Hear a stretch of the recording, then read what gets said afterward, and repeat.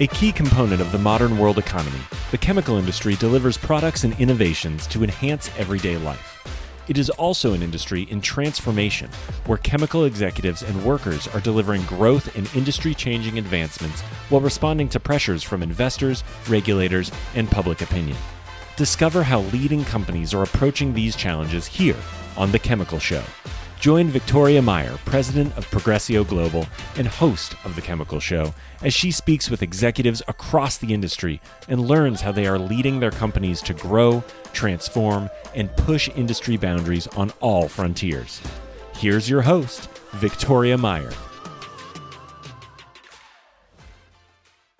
Hi, this is Victoria Meyer. Welcome back to The Chemical Show. This week, I am having a solo cast where we're going to be talking about how you and your company can beat the odds in business transformation and achieve your targeted results. So in recent episodes of The Chemical Show and in recent discussions I've been having with business leaders, it shows that virtually every company is focused on business transformation. This may take the form of digitization, product portfolio and innovation, sustainability and ESG, customer centricity, fixing the business, which is really popular at the moment, and even despite the current economic environment, mergers and acquisitions. And here's the thing, strategy projects and transformations always start with a promise of success or growth, greater revenue, better bottom line numbers, and they end up with something. Studies have shown that up to 70% of business transformations fail to achieve their financial targets. There might be short-term wins, but they are often long-term failures. And it's not through intent or energy or, one of a number of reasons that people might talk about. What I found is that through decades of experience in leading companies and in advising companies on strategy execution and business transformation is that there's really just one key differentiator, being customer-centric. So when I talk about customers, especially in the case of business transformation and when we're trying to drive change, it is not just our external customers, which is what we often think about. In this case, it's customers. It's all the people that you're doing business with, whether it's your employees, your suppliers, your internal business customers, your external business partners. We operate in a B2B world, and the reality is that every business is a people business. And putting people, your customers, your employees, your suppliers, and business partners center to all this transformation is critical to success. Here's a problem, and this is a problem for me, it's a problem for you, it's a problem for everyone I encounter. The reality is we're all a little egocentric, right? So we assume that our experiences, our values must be the same as what others are experiencing and value. And we often forget, especially leaders who are seeing the big picture, who have all the big details, have the big picture, they assume that everyone can see the big picture. And they can see where the fault lines are. But the reality is your people, your customers, your employees, internal and external customers, your suppliers, your business partners, they're only seeing a piece of the puzzle, their piece, which looks different than your piece. And it's actually a business leader's opportunity and their requirement to really help connect the dots, to bring the puzzle pieces together, to demonstrate value to your customers, all your customers, and to get them engaged. And ultimately, together, when everyone's engaged, when your customers are engaged, when your employees are engaged, your suppliers, your business partners, ultimately, when you have that level of engagement, you can achieve success. So what I'm going to talk about today is what I call the ABCs of being customer-centric and of boosting your likelihood of a successful business transformation of any variety, big and small. So here's my list. A, apply a different lens. So just like I talked about, often leaders, people that are coming up with these strategies and these ideas, we see the big picture. We see the nuances. We have a certain field of vision. The reality is that field of vision is not the same for everyone. You need to apply a different lens. So one, it's both a macro lens, maybe through a telescope, looking out at the great universe. And the other is a micro lens, looking at more details. You have to understand and look through a different lens to be able to identify the opportunities, to identify the gaps, and to identify where the difference makers are. The other piece I like to talk about when I think about the lens, and this is because it becomes really personal, one is the business lens, right? So, what does this actually do, this transformation, whether it's a product transformation or a sustainability transformation or some other project that you're working on executing to improve your business? What is this, when you look at the business lens, what does this do to my customer's business? Why does my customer do business with me? How does this fit their business? How does this improve their bottom line and not just my bottom line? How does it make their business better? What does it do to them? So applying that business lens, what does it do to the businesses around me? And then maybe even the more critical lens when we're talking about change and transformation is the personal lens. What's in it for the individual? What's in it for me? What's in it for them? And when you think about this from your business counterparts perspective, what are their personal objectives? How does it fit with their personal goals? When you look at your employees, how does it change their job, their impact, what they're doing? Does it make it better or easier for them? Or does maybe it doesn't? Have you asked?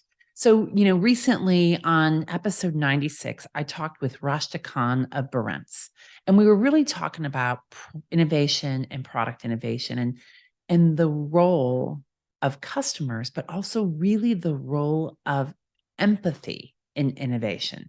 And when you are empathetic, you are putting yourself in your customer's shoes or your employee's shoes or your counterpart's shoes. And you're really empathetic to their experience. And when you bring a different lens in, so apply a different lens, you get to see different things and it allows you to be a bit more empathetic. We'll be right back. At Ecovist, they're accelerating the transition to a sustainability-driven future. Their long history of innovation, expertise, and customer collaboration supports the development of proprietary catalysts and services across their two industry-leading businesses, Advanced Materials and Catalysts and Eco Services. Advanced Materials and Catalysts is a leader in proprietary and customized technologies for polymers, cleaner fuels, emissions control, and circularity. Eco Services is the largest North American recycler of spent sulfuric acid. Ecovist, your catalyst for positive change. B, bring their perspectives in, right? So again, it is really easy, and we've been taught for years that strategy happens in a vacuum and business change happens in a bit of a vacuum, at least in the decision-making and the strategizing part. Part of it's structure, part of it's the belief about who's in charge and therefore what decisions need to be made. Part of it is around the fact that there's often confidentiality that goes along with this. But the reality is you need to bring more perspectives in. Bring your customers' perspectives in. Get employee feedback, customer feedback, supplier feedback. Tested, not with just with the as-is state, but with the to-be state. As you're impacting this business transformation, this change, how does that end game affect them? What's their feedback on that? Bring their perspectives in. C, create a clear and inspiring vision, right? So we've all heard the phrase, a picture paints 1,000 words. Yeah, we don't always get to use a picture. in its own literal sense, but you can paint the vision with words and with a picture and with a demonstration of what it might be. Help your customers, your employees, suppliers, business partners, internal and external customers see themselves in the transformation, in that vision, in that future state. A recent study from Ernst & Young showed how critical this was. And one of the things they found was that in high performance transformations, so these would be the transformations, the strategy projects, the business changes in which companies achieve the results they set out to do. In high performance transformations, 50% of employees and customers said that the vision was clear and compelling. By contrast, in low performing transformations, so imagine the 70% of business transformations that fail to meet their objectives. What they have found is that just 27% said that the vision was clear, right? So a lot of times we think, well, was the direction wrong? Was the vision not clear? Chances are it wasn't clear. And there's more data. In fact, I'll end up linking to this, a recent Harvard Business Review study that talked about strategic misalignment, right? What they talked about was that when they asked people, when they asked company leaders and managers who are going through a strategic transformation, 82% of the time they say, yep, I got it. We are all aligned. And then when you ask them to explain what that transformation is, to paint the details of not just the vision, but the details of the vision, only like 23% of the time were they aligned. So there's this huge gap. How do you close the gap? How do you create that transformation? A big part of it is being really clear, inspiring, and painting that vision. One of the things when I've talked with companies recently, and this phrase has been around for a long time, we want to be easy to do business with. What the heck does that mean? Chances are easy to do business with means something different for every company. It means something different to your customers. It perhaps means something different based on generation or location. So paint a better picture. Perhaps it means we have an omni-channel strategy so that your information is available to you at all times, whether you're on your computer, on your phone, or another device. Okay, that's a more clear picture. You might tell me it may or may not be the most clear. Easy to do business with.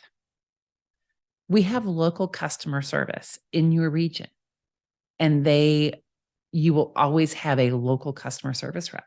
To some people, that's easy to do business with.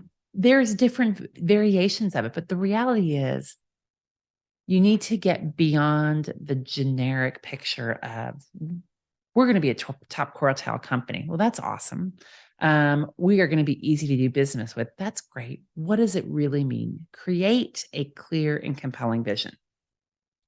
And then D, adapt, or otherwise known as adapt, right? So you know what they say about the best laid plans? There's some parable, some phrase. You guys can tell me what it is and look it up.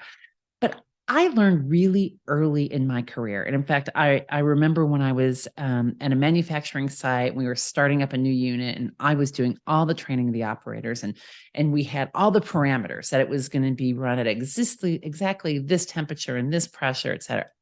We had all those details defined. I had all those details defined. But the reality is, once we started operating, it was different. We had to adapt. Up until the point in time that you put something in practice, it's theoretical. You can theoretically understand and believe that you know what the outcomes are going to be, but the reality is it's going to be different. So D is adapt. Adapt to what you think should theoretically be. You know, in theory, as I'm implementing this change with my customers should respond this way. In theory, this action will drive results. In theory, this product, if I'm innovating in product, should replace that product. The reality is it's going to be different. We know that. Be ready to adapt based on real life, real outcomes, et cetera. And then go back to the top, circle back, communicate, right? I'm going through our list again. A is apply a different lens. Go back and apply a different lens. B, bring perspectives in. It is a continual process when you're going through transformation. You can't be one and done with getting feedback. B, bring perspectives in. C, create a clear and inspiring vision and repeat it regularly.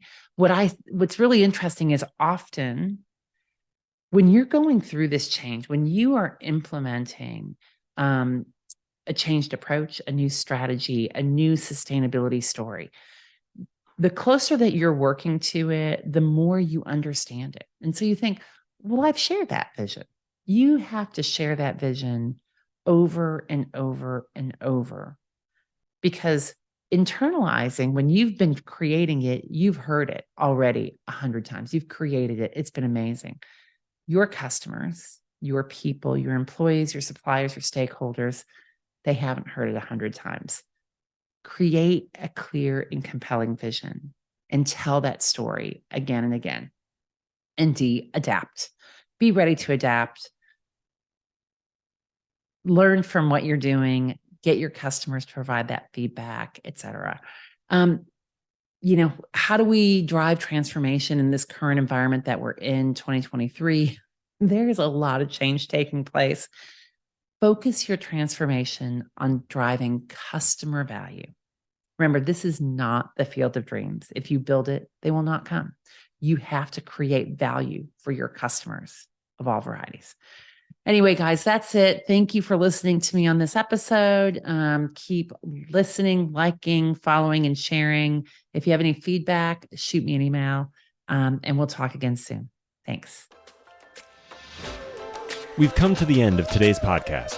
We hope you enjoyed your time with us and want to learn more. Simply visit thechemicalshow.com for additional information and helpful resources. Join us again next time here on The Chemical Show with Victoria Meyer.